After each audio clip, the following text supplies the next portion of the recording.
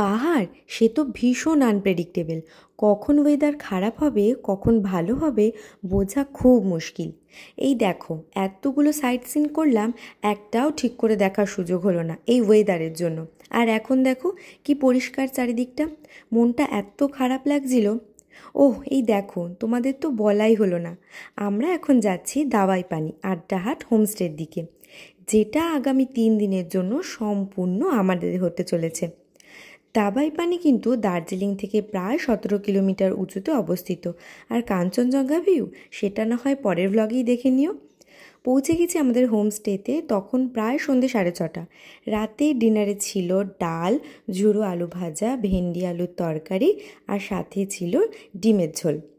চারিদিকটা একেবারে গুটগুটে অন্ধকার আর সাথে ঝিঝি পোকার ডাক। রাতে দাবাই পানি থেকে পুরো দার্জিলিং টাউনটা, কি দারুণ না?